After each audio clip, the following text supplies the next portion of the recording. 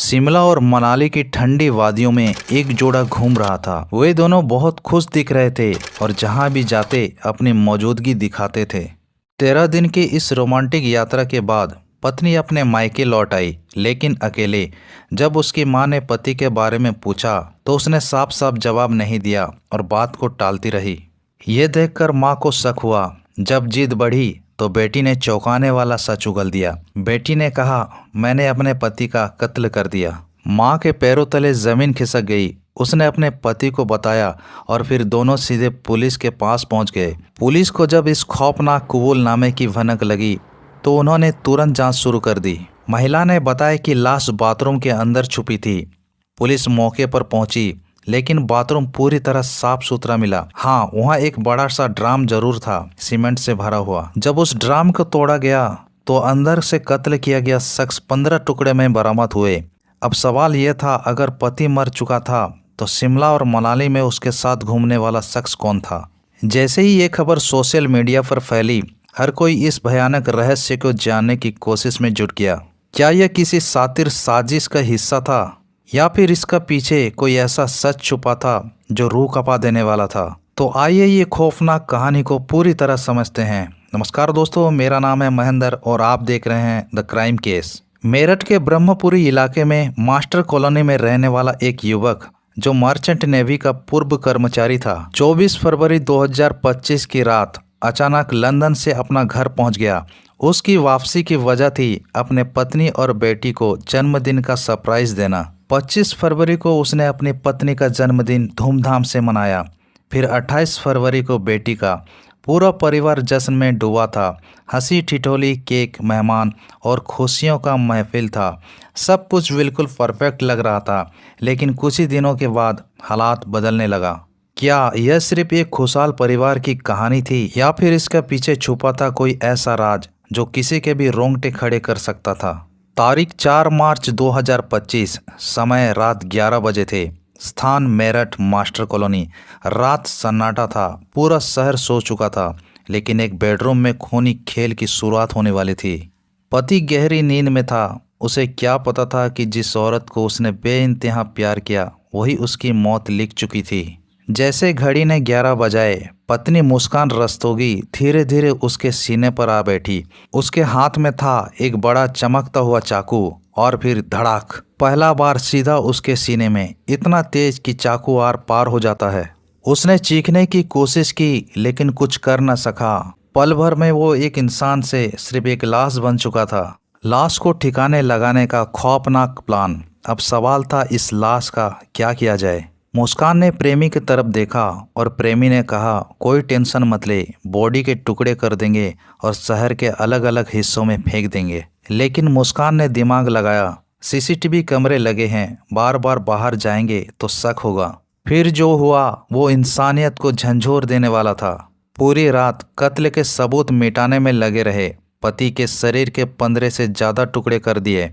हाथ अलग, पैर अलग, सिर अलग, धड़ अलग। रक्त से लथपथ बाथरूम, खून नालियों में बहता हुआ। फिर 5 मार्च को सुबह होते ही प्रेमी सीधा बाजार गया। सीमेंट की बोरियां खरीदी, डस्ट और एक बड़ा सा ड्रम लिया। घर लौटा और बाथरूम में सामान रखा। अब बारी थी लाश को गायब करने की। सीमेंट और डस्ट मिलाकर घोल तैयार किया।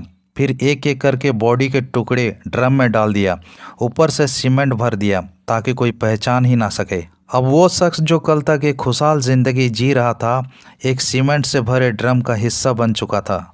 लेकिन कातिल भूल गए थे, गुनाह कितना भी शातिर तरीके से छुपाया जाए, लेकिन सच कभी नहीं मरता। मुस्कान और उसका प्रेमी 5 मार्च को बेरहमी से उसका कत्ल करते हैं, लेकिन इसके बाद गम का नाटक करने के बजाय दोनों सीधा शिमला घूमने चले जाते हैं। मुस्कान ने पूरे मोहल्ले में यही बताया कि पति के साथ हनीमून ट्रिप पर जा रही हूँ। इधर मासूम 5 साल की बेटी अपनी नानी के घर थी, उधर माँ प्रेमी मस्ती कर रहे थे।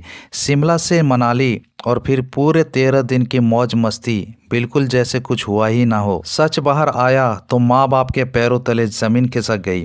13 दिन के बाद मुस्कान अपने प्रेमी से अलग होकर सीधा मायके पहुंची।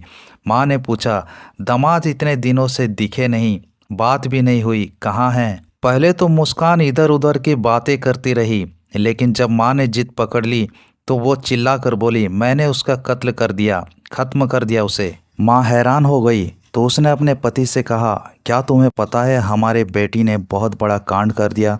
सारी बात सुनते ही बाप को मानो सांप सूंघ गया। यह बात सुनते ही अगले दिन ब्रह्मपुरी पुलिस थाने पहुंचे। वहां जाकर उन्होंने पुलिस को बताया, हमारे बेटी बहुत बड़ी गलती कर दी है। यह सुनकर पुलिस चौंक गई। अफसरों ने पूछा, लाश कहाँ है। महिला ने जवाब दिया, बाथरूम में रखी है, जाकर देख लीजिए। दो पुलिसकर्मी तुरंत मौके पर पहुंचे। जब उन्होंने बाथरूम का दरवाजा खोला तो देखा कि बाथरूम एकदम साफ सुथरा था, कहीं कोई लाश नहीं थी। उन्होंने इंस्पेक्टर को सूचना दी, साहब यहाँ तो कोई लाश नहीं है, यह महिला झूठ बोल रही है। तभी महिला ने कहा, बाथरूम में एक ड्रम रखा है, लाश उसके अंदर है। पुलिस ने जब ड्रम देखा तो उसको पूरी तरह सीमेंट से भरा हुआ था। उसमें से किसी भी तरह का बदबू नहीं आ रही थी। लेकिन जब ड्रम को तोड़ा गया, अंदर में जो निकला वो इंसानियत के लिए एक तमाचा था। सीमेंट के अंदर दफन एक लाश, जिसके टुकड़े टुकड़े करके ठिकाने लगाया गया था। हाथ अलग, पैर अलग, सिर अलग। पूरे शहर में गूंज उठा ये खौफनाक कत्ल। जैसे ही खबर फैली, शहर में हड़कंप मच गया। कैसे कोई पत्नी इतनी बेरहम हो सकती है? क्या प्यार के नाम पर इंसान इतना गिर सकता है? मुस्कान और उसका प्रेमी ने जिस इंसान को धोखे से मारा, अब वो खुद सलाखों के पीछे है। लेकिन सवाल यही था, क्या ये उनके लिए सजा थी या फिर बहुत आसान रास्ता? इश्क, शादी और फिर खूनी खेल, सौरभ और मुस्कान की कहानी। इस कहानी का अगर रिवर्स में जाके समझते हैं, साल 2015 मेरठ का सौरभ राजपूत, जो उस वक्त बीटेक का एक छात्र था, गौरीपुरा की एक दुकान पर मुस्कान रस्तोगी नाम का एक लड़की को देखा। बस और क्या था, एक नज़र का प्यार, आंखें मिली, दिल धड़का और कुछ ही दिनों में दोनों के बीच फ़ोन पर लंबी बातें होने लगी। जब प्यार गहरा हुआ तो सौरभ ने अपने घर वालों से शादी की बात की, लेकिन मुन्ना लाल यानी सौरभ के पिता ने साफ मना कर दिया। उधर मुस्कान के घर वाले भी रिश्ते के खिलाफ थे, लेकिन दोनों जीत पर अड़े रहे। फिर क्या था, प्यार किया तो शादी भी करेंगे, साथ जिएंगे और साथ मरेंगे। आखिरकार 2016 में दोनों ने शादी कर ली। शादी के बाद सौरभ ने मर्चेंट नेवी में नौकरी लग गई और वो लंदन चला गया। जिंदगी पटरी पर थी, लेकिन खुशियों की उम्र छोटी निकली। 1 साल बाद घर के लड़ाई झगड़े की वजह से सौरभ ने नौकरी छोड़ दी और वापस आकर पत्नी के साथ अलग रहने लगा। सौरभ कुछ दिन तक प्लाईवुड का बिजनेस किया, लेकिन फिर 2020 में उसे लंदन में एक मॉल में सेल्स मैनेजर की नौकरी मिल गई। बेटी पीहू के जन्म के बाद रिश्तों में दरार बढ़ती गई। सौरभ कम ही घर आता और जब आता तो मुस्कान उसे दूर दूर रहने लगी। लेकिन उसे अंदाज़ा भी नहीं था कि जिस घर को वो अपना मानकर लौटता था, वहाँ मौत उसका इंतज़ार कर रही थी। सौरभ लंदन में नौकरी करता और इसी बीच मुस्कान अकेली रहने लगी। लेकिन अकेलापन ज़्यादा दिनों तक अकेला नहीं रहता। पड़ोस में ही रहने वाला साहिल शुक्ला, जो पेशे से सीए था यानी कि चार्टर्ड अकाउंटेंट, धीरे धीरे मुस्कान की ज़िंदगी में दखल हो गया। अब ये दोनों ऐसे मिलने लगे जैसे पति पत्नी हो। 2023 में जब सौरभ अचानक घर लौटा तो उसने मुस्कान के फ़ोन से साहिल के साथ चैटिंग मिल गई।